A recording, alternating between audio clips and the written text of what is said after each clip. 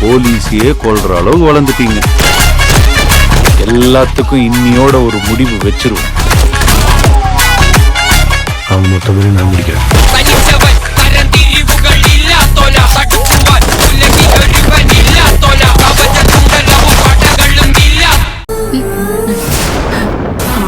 அம்மாடி, என் பொண்ணு எப்படிமா இருக்கா?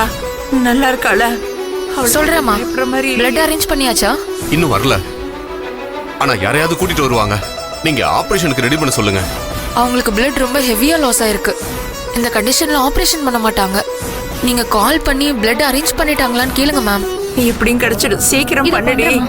அண்ணனை சீக்கிரம் பண்ணு. மாமா சண்முகம் போன காரியம் என்னாச்சு?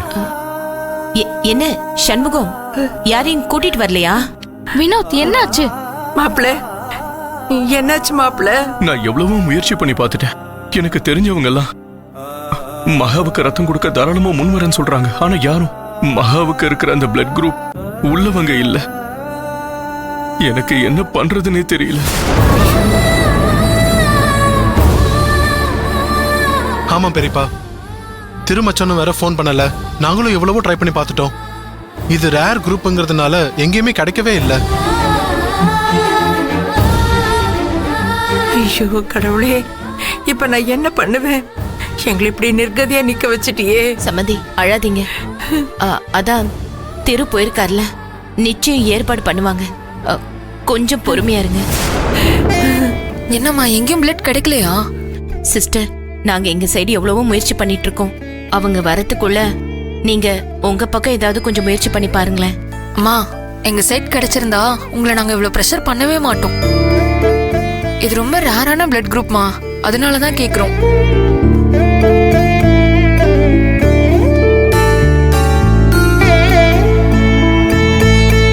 திருமச்ச வந்துட்டாரு.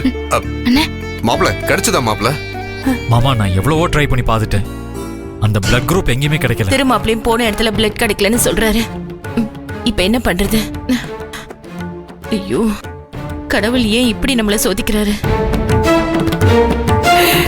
நாங்க ஏற்கனவே சொன்னதுதான், அவங்களுக்கு உடனடியா ஆபரேஷன் பண்ணணும்.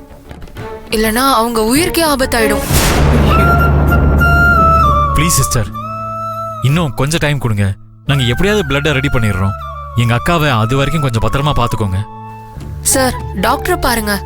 நீங்க எதுவா இருந்தாலும் அவங்க கிட்ட தான் பேசணும். சார், நீங்க தானே பேஷண்டோட ஹஸ்பண்ட்? நான் தான். இந்த பேப்பர்ல ஒரு சைன் பண்ணுங்க. எதுக்கு சிஸ்டர்?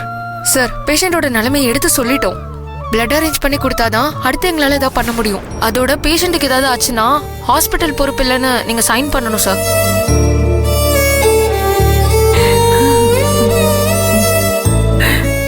என்ன சிஸ்டர், அது எப்படி? சார், நீங்க சைன் பண்ணாதான் டாக்டர் பேஷண்ட்டை பார்ப்பாங்க. ஒன்னும் இல்ல சார், சைன் பண்ண சொல்லுங்க. ஐயோ, நீங்க இப்படி சொன்ன நாங்க என்னமா பண்ணுவோம்?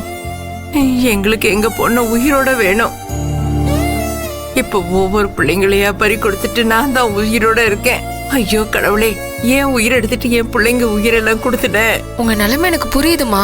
தயவு செஞ்சு எங்களையும் நீங்க புரிஞ்சுக்கோங்க. இதுல சைன் பண்ண சொல்லுங்க. சண்முகம், எல்லாத்துக்கும் மேல தெய்வம் இருக்கு. கையெழுத்து போடு. மகாவுக்கு எதுவும் ஆகாது. மாமா. ஆமா சண்முகம், இது வெறும் பேப்பர் தான். அந்த அம்மன் மகாவையும் அவ வயித்துல இருக்க குழந்தையும் கண்டிப்பா காப்பாத்துவா. நீ தைரியமா கையெழுத்து போட்டு கொடு. அப்பதான் உங்க மகாக்கு ட்ரீட்மெண்ட் பண்ணுவாங்க.